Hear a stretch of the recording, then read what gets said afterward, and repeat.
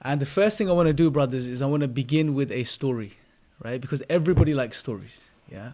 Not your stories, as they're typically drawn out and rarely make any sense in the context of what's being discussed, but if you must.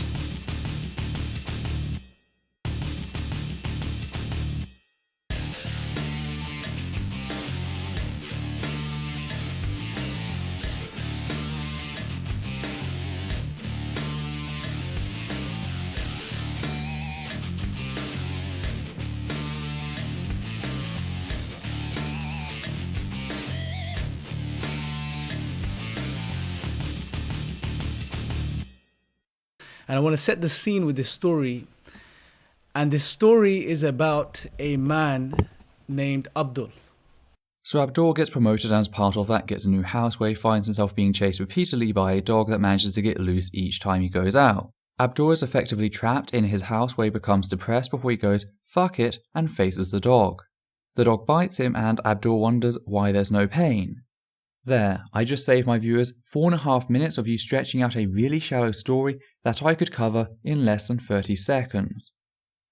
And at that moment, Abdul realizes something. He looks down at the dog's mouth. And he realizes that the dog has no teeth. And eventually the dog stops biting him, falls on the floor, rolls around a few times and just starts stroking his leg. And the reason I share this story with you, brothers, is because I wanted to paint a picture. And the picture is this, that the ideologies of atheism, naturalism, right? All of these types of worldviews which deny Allah subhanahu wa ta'ala, they are no different from this dog. Sure, and a hydrophobic, hyper-intelligent alien species which has mastered interstellar travel is going to invade a planet which has 2/3 of its surface underwater, regularly precipitates elsewhere, and their prey items require constant access to water in order to survive. If you're going to waste our time with a padded out story, at least make the twist a believable one. I mean, come on. I've personally taken you to town repeatedly for pretending that atheism, i.e. the shared absence of belief in a deity, is an ideology or worldview, and never have I rolled over for you. At this point, you're not simply wrong, you are deliberately dishonest. It may look all aggressive and all intellectual and big on the outside, but on the inside, it's hollow, it's empty, and it crumbles. It crumbles. Kufr has no legs to stand on, brothers. Kufr has no legs to stand on. It's hollow. Well, oddly enough, kufr, or for my English-speaking viewers, disbelief, is not meant to be anything else. But as for the idea that an atheist has no leg to stand on, the fact that you, along with every other theist in the history of our species, has systematically failed to supply evidence in support of your assertions that not only a God exists, but that it is your arbitrarily selected God. That fact right there would beg to differ. And that's all I need, the historic failure of every theist ever to meet their burden of proof. But unfortunately, what's happening is that not only others out there, but us Muslims itself, we look at these things like atheism, we look at Richard Dawkins, we look at Sam Harris, we look at these YouTube videos, and we see the surface and it looks, okay, professor, suit, tie, looks good, you know, he's got a PhD, therefore what he's saying must be true, and we start freaking out, we start getting worried. But the reality is when you start to engage with the ideas, you see that there's nothing there, it's empty. It's empty. And this is what I want to share with you, brothers, today. I want to, inshallah, leave you guys with enough confidence and enough information that you can deal with any atheist on the face of this planet, inshallah. Right? Any atheist? I've been taking apart your stuff for years now, and I've not seen any evidence to support that. Show me a single example of where you have presented actual evidence for God and left all atheists in attendance silent through revelation. A single example is all I need, because I very much doubt you're going to offer us something original. And the first thing I want to do, brothers, is I want to go into atheism itself. In a very simple way, I want to break it down for you. Okay? Go straight to the foundations. Many times atheists come to the Muslim and they say, let's have a discussion, right? Who's ever had a discussion with an atheist there? Okay, few hands. Normally, when they speak to you, what do they say? Prove to me God exists. Yeah? Prove to me the Qur'an is from God. Well, yeah, that's a pretty good place to start. whether or not you have any basis for your belief in God has no relevance to anything besides utilizing the philosophical methodologies demonstrated throughout history to give us the best chance at finding truth, which, when it comes to the universe, what exists and how it operates, is unambiguously the scientific method. To reject that is to reject everything that gave us satellites, medicine, modern transport, and food hygiene, to name 4 off the top of my head. Meanwhile, the Qur'an has done nothing throughout history to help humankind's understanding of the world we live in. How can you believe in this tradition that's over 1400 years old? We have science. This is the type of narrative they come with. No.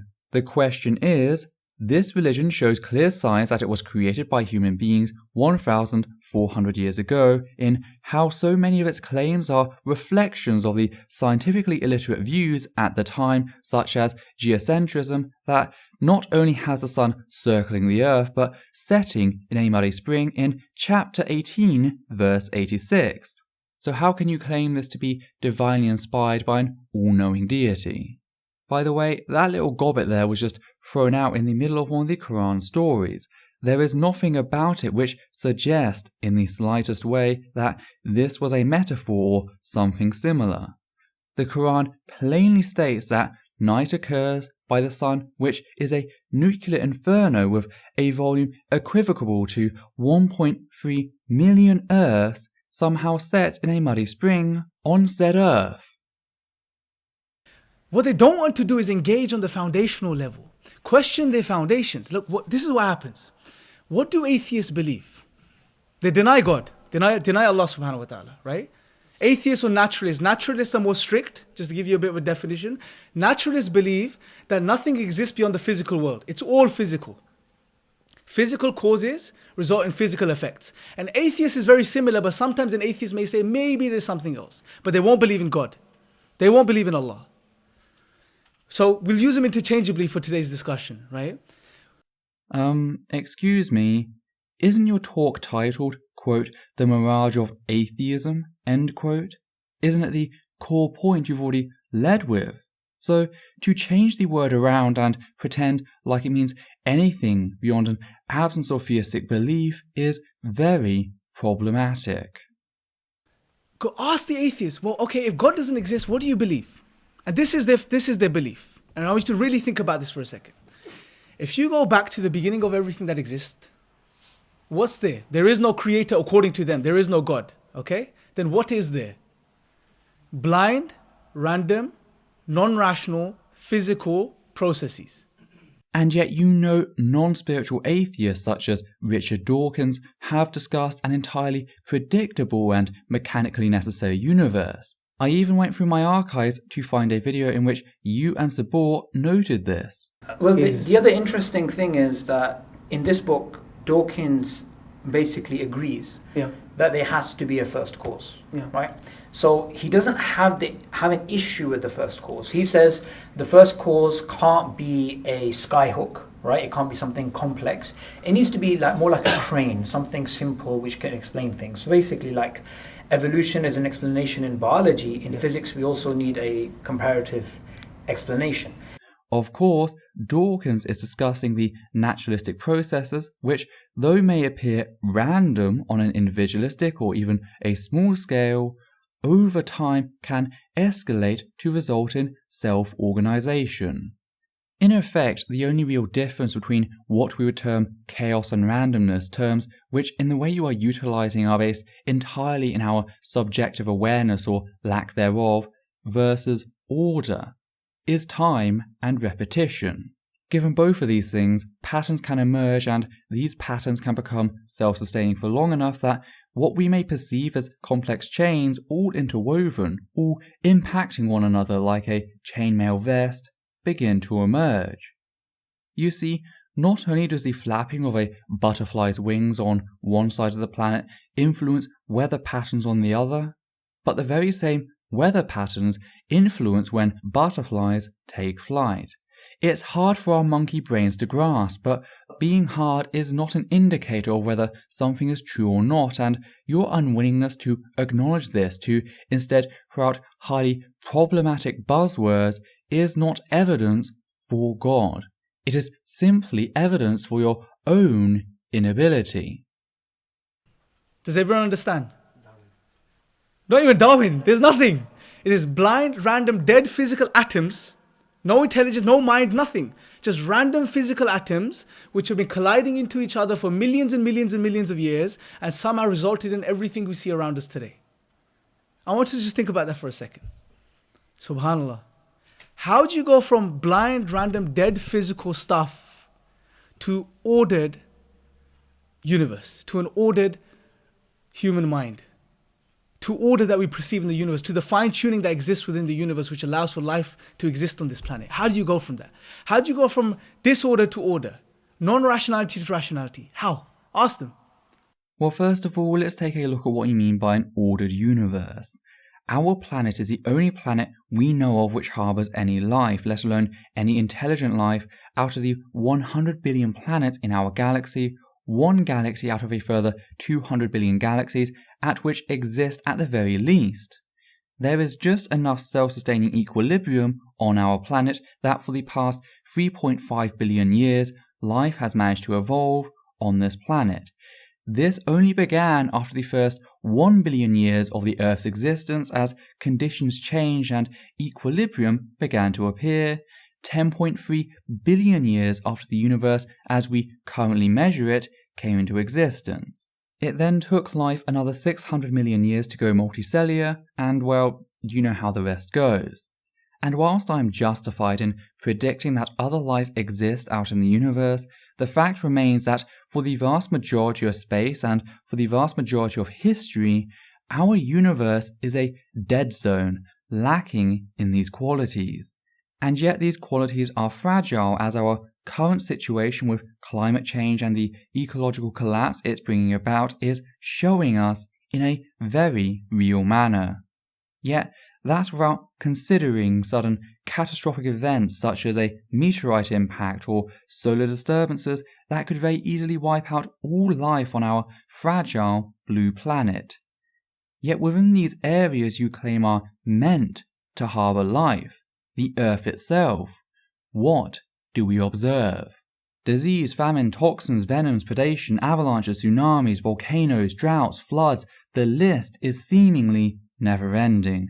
To say that this planet was made for life is like looking at a medical tile with a small crack in which bacteria has managed to take hold and saying that the tile was made to harbour bacteria. We don't live because of some planetary benevolence. We survive by clinging on to whatever we can. There is also a problem in the fact that I feel the need to ask why any supposedly all-powerful God needed 10.3 billion years to terraform a fraction of our universe for life that could be snuffed out any second. This may be a feat we as stargazing apes hold in wonder at the possibility that we may one day terraform entire planets for our extended survival.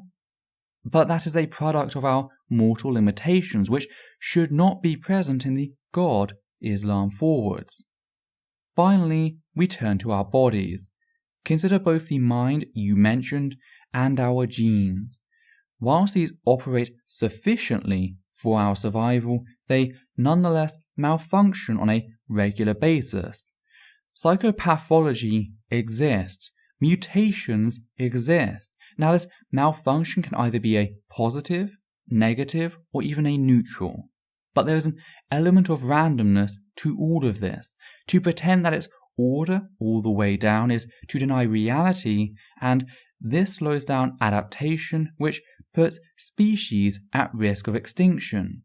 Now, why would a God need to rely on such an ineffective system as random mutation is beyond me. God could have made us modular and capable of improving our bodies in a mechanical sense in a single generation, rather than leaving it up to evolution. For a naturalistic process, evolution is fine. For an all-powerful God, not so much. In conclusion, if this is in fact the best your deity has to offer, then they have failed to live up to the standard of an all-powerful deity in perhaps every way conceivable. They say we are making things up, believing in things which have no reason, but look at their foundation. From a rational perspective, it makes no sense. Absolutely no sense. Well, these things are not assumptions made, but rather the conclusions wrought by evidence-based reasoning. Now, you can throw your rattle out the pram and declare that rationally evidence-based reasoning makes no sense, but I would ask what method you propose for being rational besides evidence-based reasoning. Now let's look at it from a fitri perspective. We know the human being was created upon the fitrah, the nature that Allah subhanahu wa ta'ala created every single human being upon. Seriously, it's not to the degree where it's an impediment to my day-to-day life, but I have developed a trigger of sorts surrounding the term fitra. Like, I hear it mentioned, and I genuinely feel my blood pressure rise. The fitra does not exist. I can state that since there are various testable claims surrounding the fitra which fail to stand, such as the claim that we are all born with not only knowledge but a connection to God. I now have over 4 hours of referenced content pulling apart iERA alone on the topic of the fitra. Can we please put this to rest? I will discuss this a bit further later. But just think about this for a second. What does it mean when you deny Allah? As a human being that thinks and reflects and asks questions about life, about purpose, about meaning, if you look at philosophers throughout history, even they, whether they were disbelievers, they asked the question of purpose and meaning in life. When you deny Allah, what does it mean? It means everything is an accident. Everything has just happened accidentally somehow. It doesn't make sense, but it somehow happened accidentally. If this is the case, brothers, where is the meaning in life? 5 years on since I first explained to you the sum total of what atheism is, and you still don't have the slightest clue, or you in fact do, you just don't want to base your arguments off a real opponent, opting for a straw variety instead. As for the question you just ended on, we'll get into that in the next video as you stick on this point for a while, so I feel that tackling the fundamental misportrayal of what an atheist is, as well as the dynamic in discourse, is really enough for today. I do find it funny in how you utilize the whole dog analogy, since I recently used the exact same analogy with digital Dawah, albeit in a more condensed sense than yours. The Dawahists, yourself included, are certainly all bark and no bite. That's why you flee in terror the moment you connect with someone who actually knows your game and isn't going to back down, regardless of intimidation tactics used by iERA and its public associates, such as the before-mentioned digital Dawah, or Mohsen Mastan as he's actually known, because apparently threatening atheist vloggers repeatedly only to back down when they're told to go right ahead is perfectly okay conduct in the eyes of at least part-time employees and co-workers at iERA Central. But this is merely the old drill, isn't it? You call us out or threaten us, make a big show of it for all to see, and then you cower, you run away. I had another Dawahist come to my channel saying what I'm doing is illegal. I'm not buying that for a second.